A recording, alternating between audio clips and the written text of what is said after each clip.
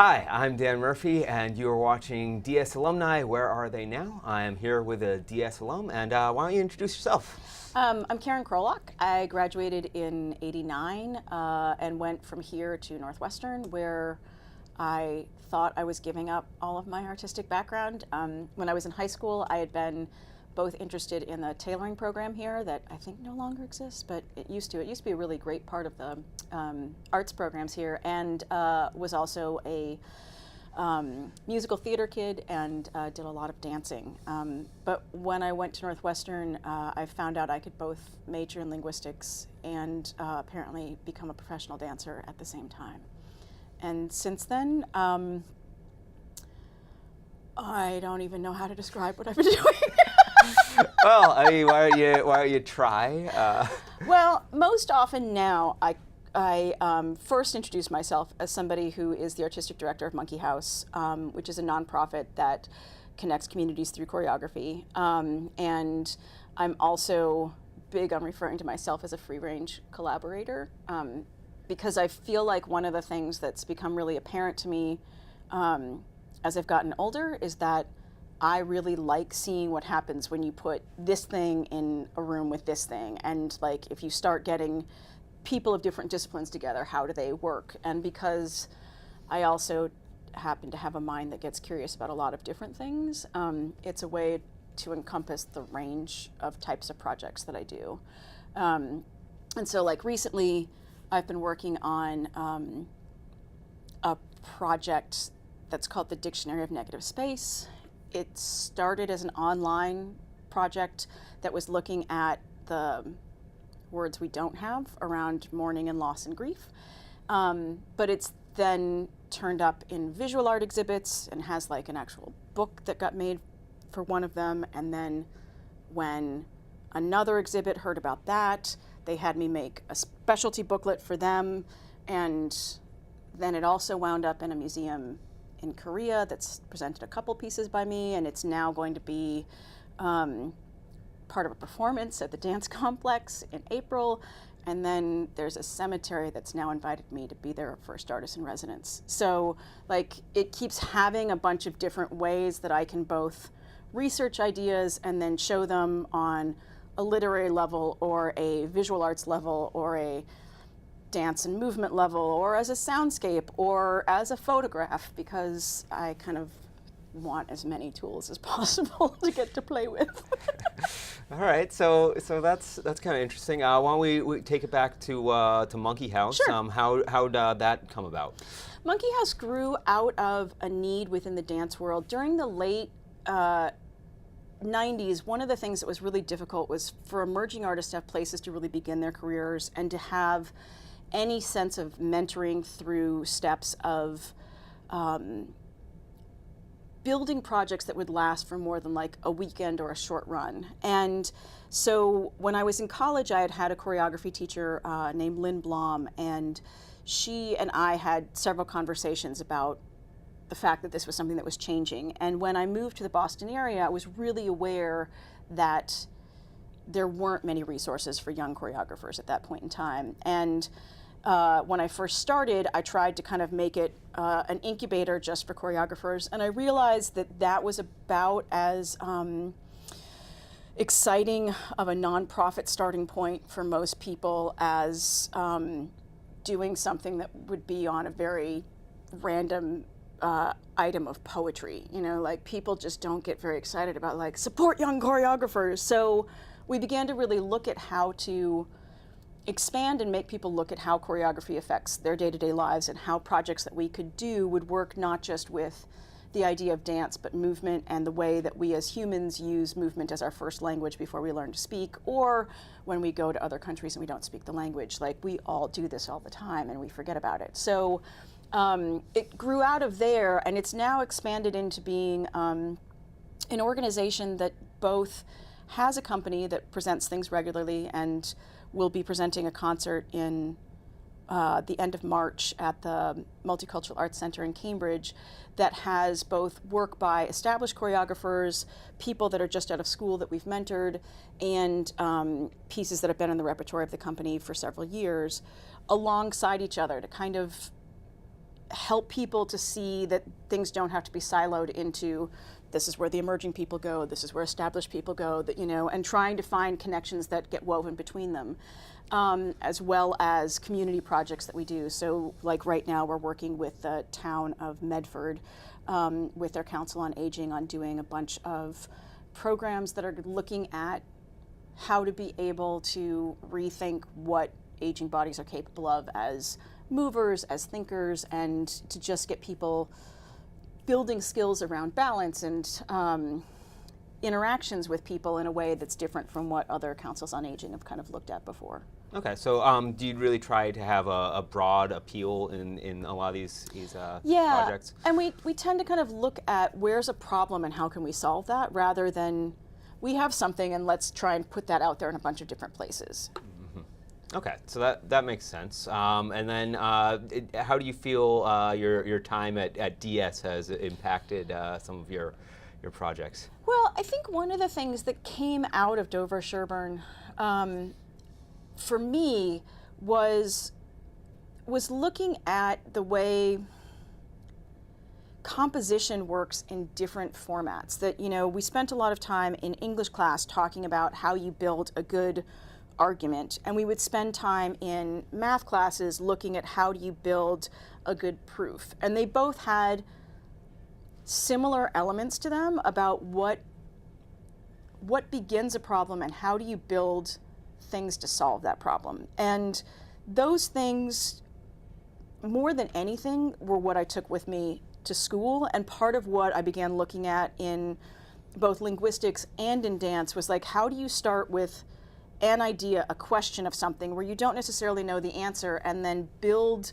them along in the same way that you would build like a composition to explain something, or a laboratory experiment that would be successful at coming up with some kind of results. And a lot of times for me, creating dances is much more like a physics experiment than it is, I think, from my understanding of a lot of painters, like how they began a painting. That as somebody just said over the weekend, I will often bring a bunch of things into the room and figure out the vocabulary of them by watching them over time, and then what happens if I try and put this thing together with this thing, and what grows out of that. And sometimes they're great ideas, and sometimes they're a flat-out mess. And I think, honestly, one of the other things that I really took from Dover Sherburne was that it was okay to make mistakes. I think that like Casey Potts' English class my senior year was all about trusting yourself to be able to not stay within your comfort zone and to see what happens out of that, and that, if you fall flat on your face, you get back up and you go do something else. And I think that came through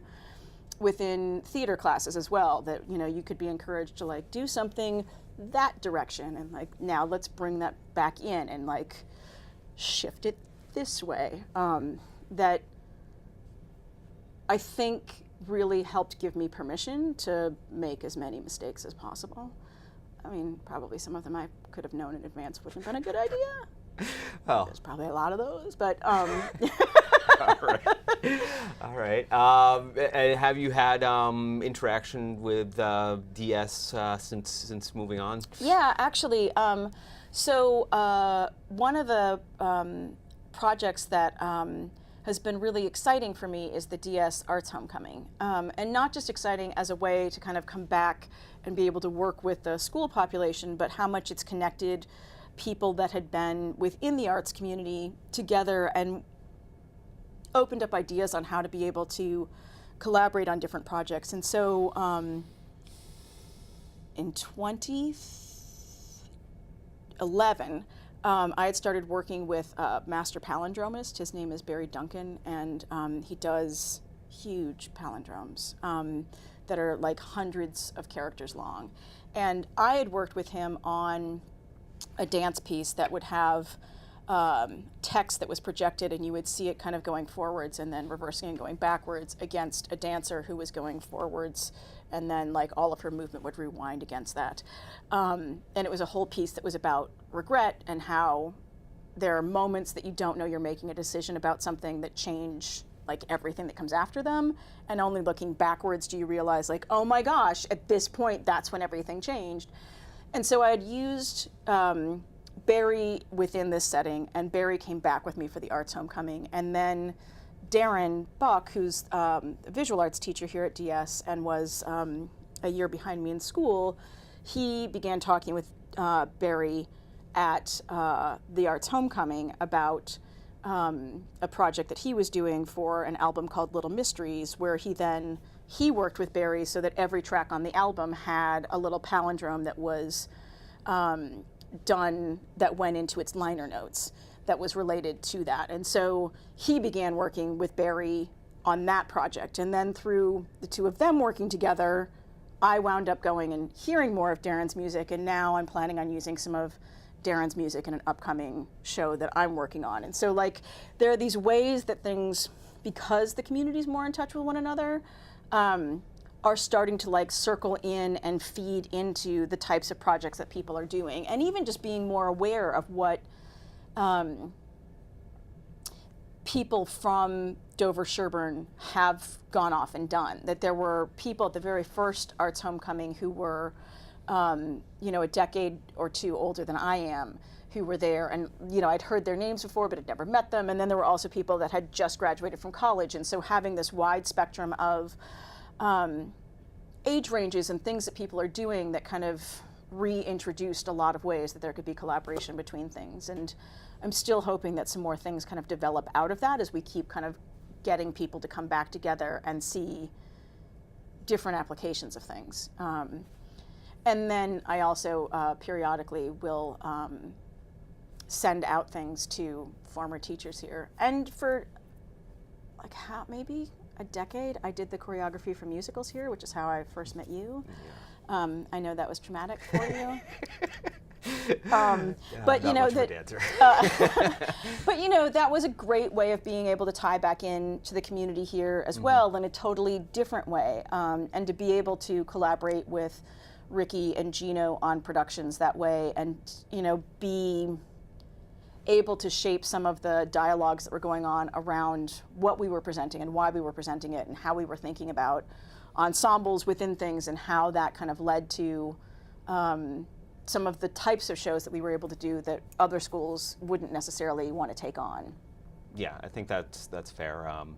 Very ambitious musicals when Ricky Lombardo was here, and I think that tradition continues to an extent.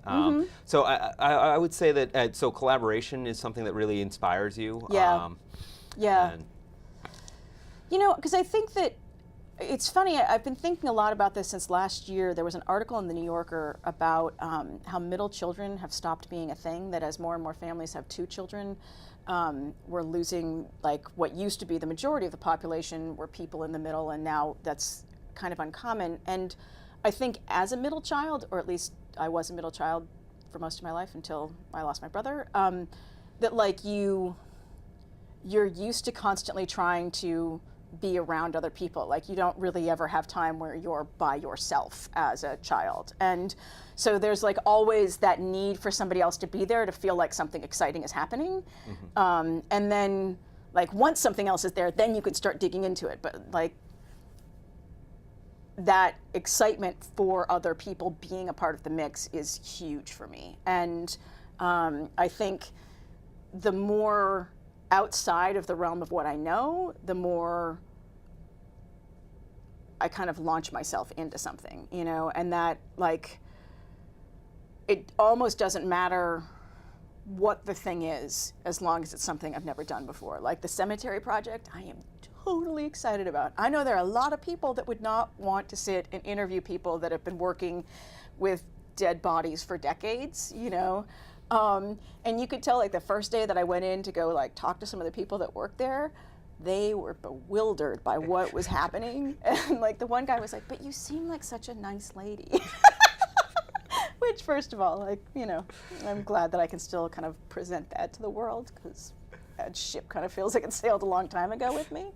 But it was interesting, just like, again, that it's something I know nothing about. And like, once you get me started about it, I think my husband Jason is really regretting the idea and letting me loose on this, because he comes home at night and it's like, what are we having for dinner? And we start having conversations over like eating something, and I'm like, and another thing I found out about crematoriums, you'll never guess about this thing. And I'm learning to wait until after dinner for my day's discovery conversation. Well, I mean, I think that's interesting that you have that perspective, especially coming from this community, which which some people might think lacks diversity. It doesn't seem as diverse as other parts of the country or the world or even the state. So, well, I think that is true to some degree, but I do think that's definitely changed a lot during the time that I've been around Dover and Sherburne. Mm-hmm. You know, it certainly feels like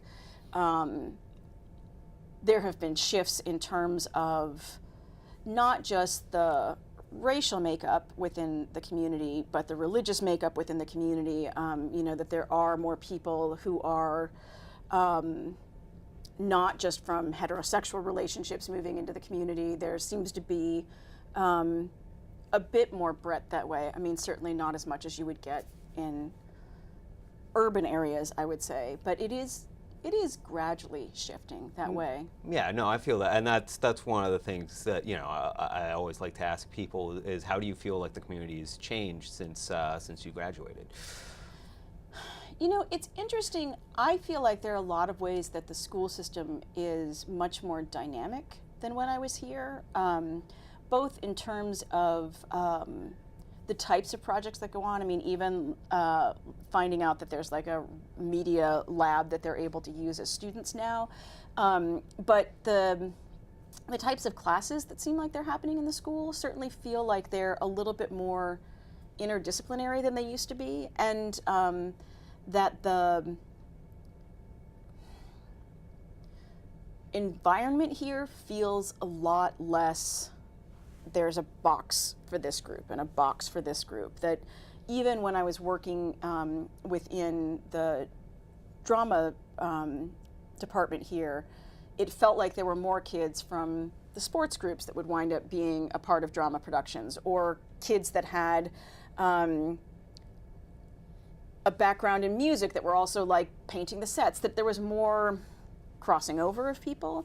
And that I was really excited that there were kids that were, out in their sexuality at various times, and not like in a way that was going to get them attacked. I feel like that was really not something that was ever safe during the time that I was here. And that, I've talked with a number of people that I knew from high school who've come out at later points in time about how terrified they were about that. And I remember the very first show that I worked on, there was a conversation about the gay, lesbian, bisexual group on campus needing the theater for something. And I was like, we have a what on campus? Like, this is really exciting. And I think that there's been a lot of openness that way. And I think the other thing that seems to me that's changed tremendously is less just about this community and more in general about how people have changed because of the internet, but that I feel like there's less isolation even for the people that are in kind of more isolated groups within a high school setting. That instead of that feeling like, oh, there's just 3 people that are like this in the world because that's all you can see like within the school setting that you're in, it's very easy to go online and realize like, oh, there are hundreds of people, even within this area, that are interested in this thing, and it's just finding the right ways to kind of connect with them. That I think, on the one hand, I see a lot less isolation and angst that way.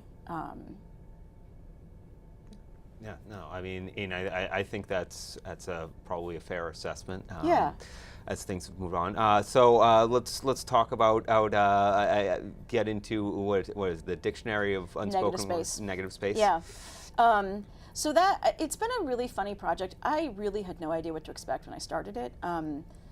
It began really so in 2012, my mom, my dad, my older brother were killed in a car accident. And when you go through something like that, it becomes very apparent how uncomfortable we are as a culture around death and dying and around loss of any sort.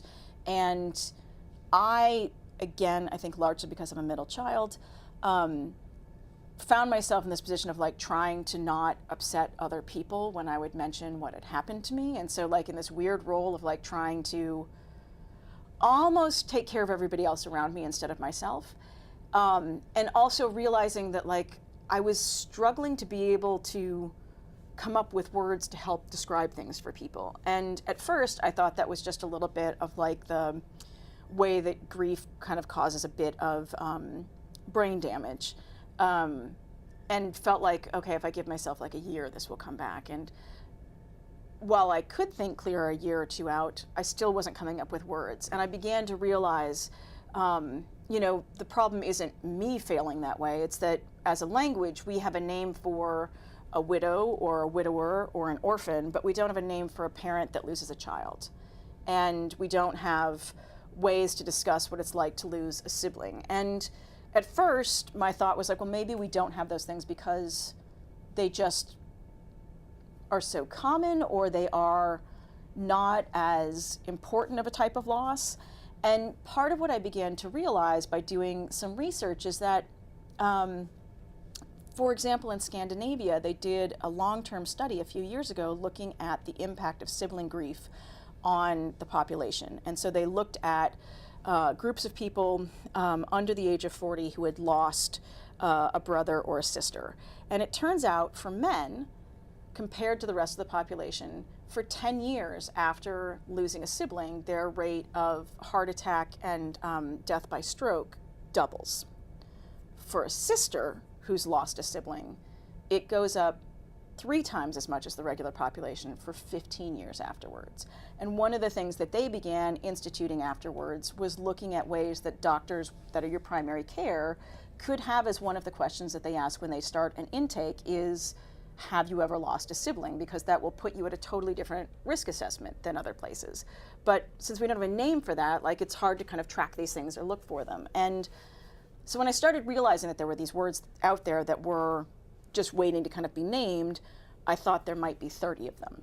I don't know why that was the number I came up with, but like 30 was what I was pretty convinced I would find. And I sat down to start kind of organizing my thoughts on it, and within the first couple of hours had almost 100, and realized like, oh, I'm not even scratching the surface on this.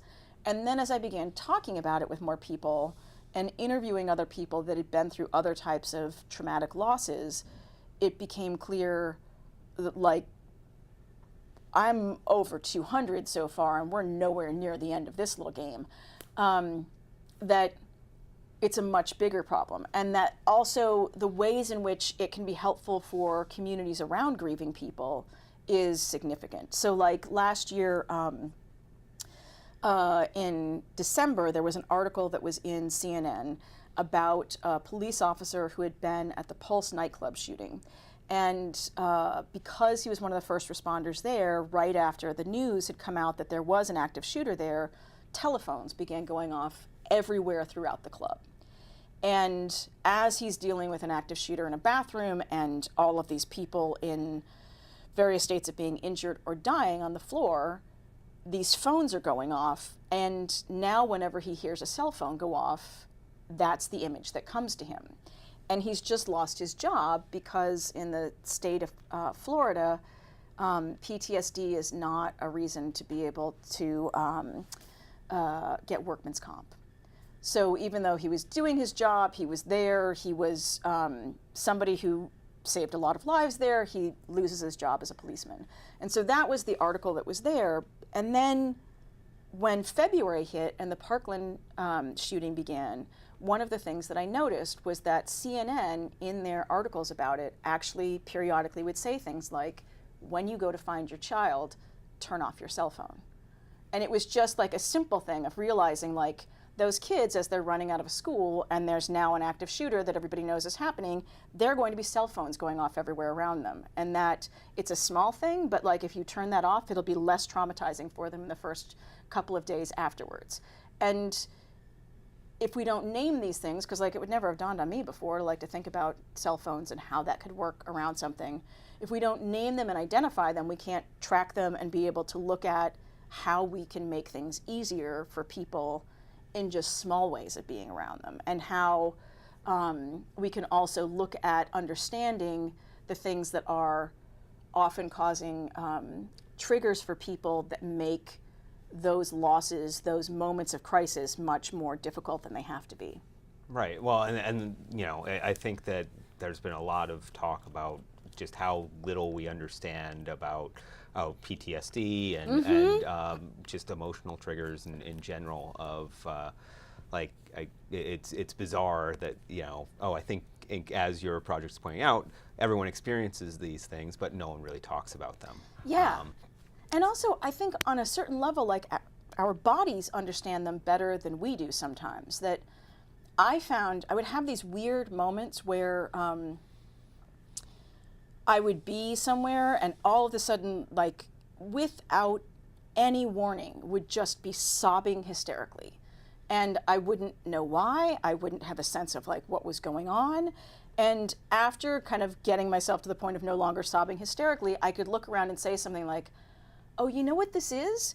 This is the like place that I last had lunch with my dad, or like this is the place where I last saw my brother. And because they weren't things that you think of that way to mark beforehand, and because some of them were a couple of months out, you don't know until you get back to them. And it was funny that on a corporal level, I knew that this was what was going on, but on a intellectual level, it hadn't yet put together for me. And I think they've done studies on addiction that show how landscapes can do this for people. Right. That like if you walk into a building and that's where you stop and have your cigarette break every day, that it then becomes harder to quit smoking as you walk through that door. But if you then start walking in through a different side of the building, it's easier to quit smoking because your body has a different kind of understanding. Well, and that was one of the other things is that I think with addiction, they've said that one of the biggest problems with people overdosing after going clean is that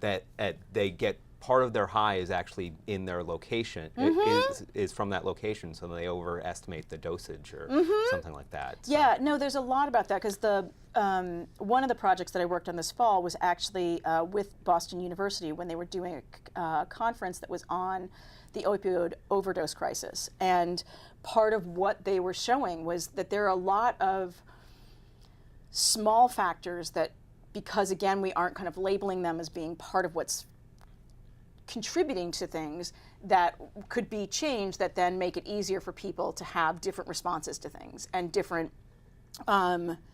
ways of tracking and understanding what was going on and bringing things around. And that even being there, it was interesting the difference between what people were comfortable talking about in a kind of academic setting and a like private setting. That one of my favorite things about that conference was people would sit on a stage and have this very placid way of talking about, you know, the opioid crisis, and there's this thing going on, and there's this thing, and my research shows this, and be able to talk about it in like a certain level of graphic detail. And then you would hear that same person like in line for coffee or in the bathroom, and they would be totally shaking, or like their voice would be wavering as they talked about the fact that they got into this because they'd lost someone in their immediate family.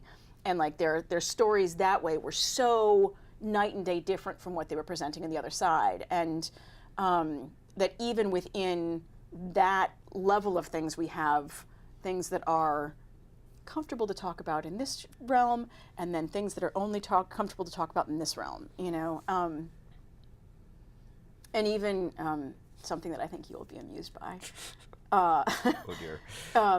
So one of the friends of mine last year, after I'd started working on the dictionary, had called me in May because she'd been to a funeral in Michigan where her family was for a family friend. And when she'd come back to Boston, she had realized that nobody in this community around her was grieving, and that she felt really weird that she was grieving. And she wanted there to be places that were safe places to grieve, that would be like kind of labeled somehow. And also places that it's totally unsafe to grieve, that she wanted 2 words for those things that would be something that we could like label places within the city. And around that time, I was also talking with a filmmaker friend of mine who had made a film about a man in a locker room who is getting out of the shower and sees that there's another man in the locker room who is sitting there naked and sobbing hysterically. And it's this funny short film about like how the men in the locker room have no idea what to do with this man being emotionally vulnerable. And it became something that the filmmaker and I, Penny Peniston, had a conversation about.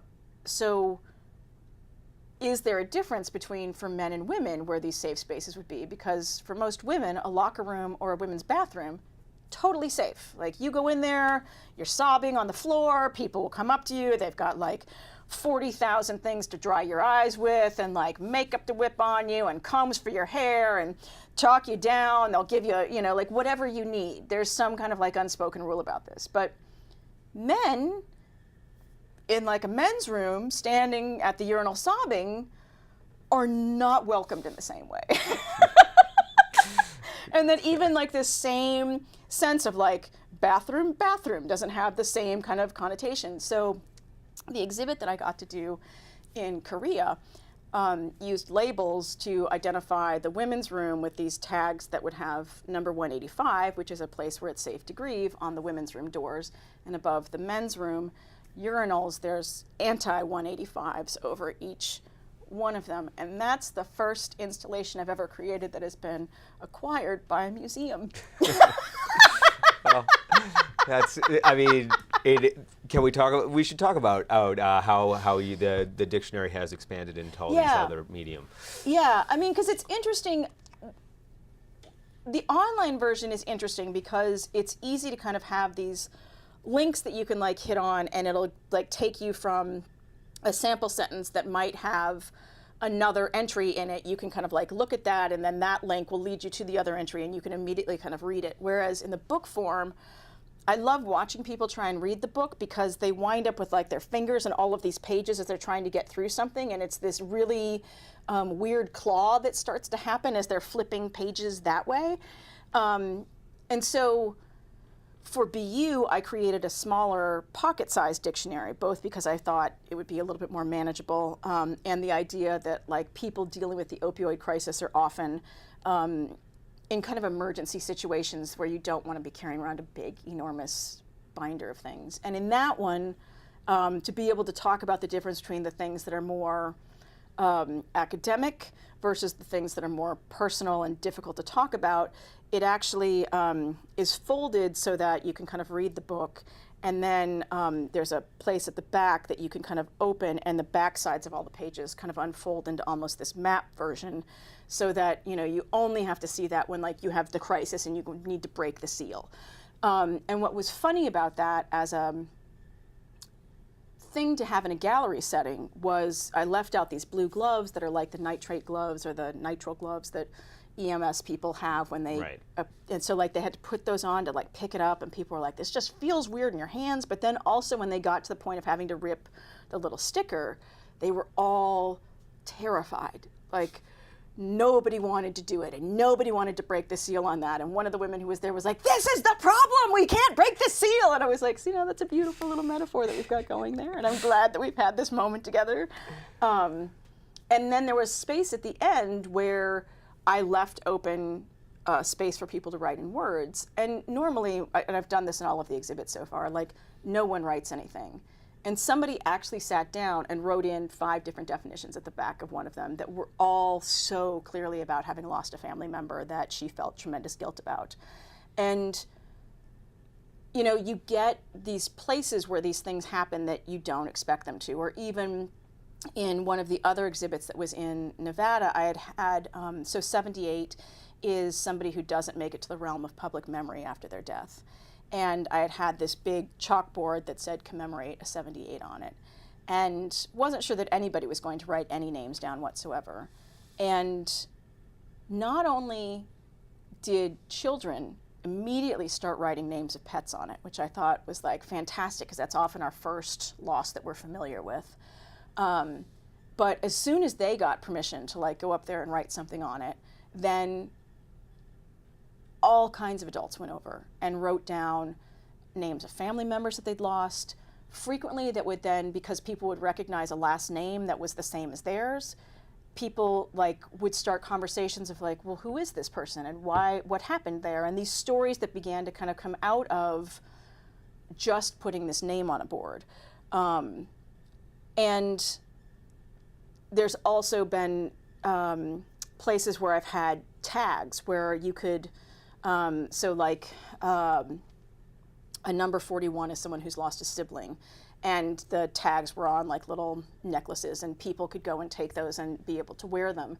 And what was interesting was just hearing the conversations of people of like, well, the loss that I had with my brother probably doesn't warrant taking one of those. Like somebody else probably had a more important one, which gets us to like number 200 about competitive mourning, and the idea that somehow like somebody else's loss is more or less important than yours, and that's why it deserves to be talked about or not talked about. And just that idea of hearing people stand around kind of like debating whether or not what's happened to them matters, which of course, like once people start talking about it that way, people are like, no, it does. Yours absolutely matter. You know, like you get these people like supporting one another just out of a very simple gesture that way. And for thinking about turning these things into performances, one of the questions that I've had is what about that medium is different? Like what do we want in a performance end of things that is different from what we want in a visual gallery experience or in an installation type of experience? And part of what I've been thinking about is that it becomes very hard with pieces that are made about this subject matter to want to say at the end of them, like, bravo, clap, clap, clap, clap, clap. Like, you're saying something really terrible and hard, and I don't want to clap about that. That feels awful. It's like when you only have the choice of liking something, you know, and it's like, I don't want to say that I like that somebody's grandmother died. I want to say, like, I'm sorry, you know, that trying to even think about the idea of performance as not being something where the audience is expected to applaud, but like, how do you get them to feel like this is starting a conversation, and how do we kind of like work this into something where they feel as though they themselves are really the animated version of the Dictionary of Negative Space? Because we all carry around stories with us of things that were difficult or losses that we've, you know, endured. Like basically once you've lost your first pet, you know, you're going to have nothing but losses during the course of your life, and we all have to deal with them, and we all carry them in different ways, and we all process them in different ways. And so trying to find a way that that becomes the takeaway from it, rather than that woman was a beautiful dancer, you know, like that thing is totally separate from me. How do you make it something that feels like it relates into people that way? Well, and I think that applause can feel like an ending, right, and you're trying to start a conversation. Exactly, so. Exactly. So I guess as the logical question to ask is, how can people kind of get more involved in this, find out more information? Sure. So a couple of things. One, as part of the Dictionary of Negative Spaces Artist in Residency at the Newton Cemetery, anybody who is interested in going for a walk through the Newton Cemetery with me during the month of May can send me a email at dictionaryofnegativespace@gmail.com, all kind of one word, and set up a time to like go and walk around and just have a conversation. It's a beautiful garden-style cemetery, and part of what I wanted to do there was actually just interact with the community around death and loss and dying, even if they don't know somebody who's buried there. But that also at that website, people can reach me about anything related to the dictionary, and monkeyhouselovesme@gmail.com is how people can reach me for anything involving Monkey House. Monkeyhouselovesme.com is the website for Monkey House, and people can find out about upcoming performances there. And the Dictionary of Negative Space is still online with both 103 entries so far that are on it, and several different types of illustrations that are everything from sound design illustrations to poetry and pictures and choreographic instructions. And that's at www.dictionaryofnegativespace.com. Okay. Is there anything else you'd like to say, or? I just want to say one thing, which is I really appreciate the connecting to the alumni of the community and finding ways that keeps the bigger sense of Dover, not just Dover and Sherburne, as not just being the kind of people who live here now, but the people that have been a part of the community at various times, together through this outlet is really a beautiful thing, Dan, and I greatly appreciate that. So thank you. Okay, well, thank you very much. I know, and I just thanks for love to be coming able to, compliment you and have you be awkward about it. have you hate me for it. I don't hate you, but thank you so much. All right.